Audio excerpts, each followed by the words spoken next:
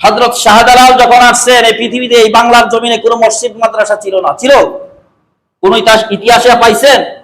মসজিদ মাদ্রাসা ছিল না, মুসলমানই ছিল না।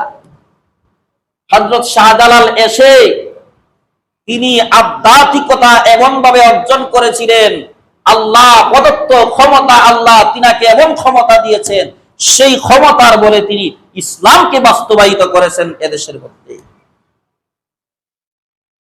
এই জন্য এই বাংলাদেশ ওলি আল্লাহর দেশ। এই ওলি আল্লাহর দেশে কোন আউলিয়া কেরামের বিরুদ্ধে কথা বললেই এদেশের মুসলমান সমাজ ছেড়ে দিবে না। কারণ মুসলমান আল্লাহর নবীকে ভালোবাসে, আল্লাহকে ভালোবাসে, আউলিয়া কেরামকে ভালোবাসে।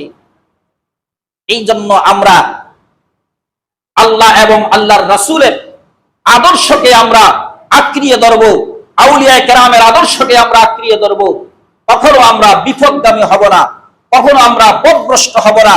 আল্লাহ তাআলা যেন আমাদের সকলকে আল্লাহ এবং আল্লাহর রাসূল, সাহাবায়ে কেরাম, আউলিয়া কেরামের পথ এবং মত অনুসরণ করে যেন চলতে পারি, আল্লাহ তাআলা যেন তৌফিক দান করেন। সকলে বলি আমিন।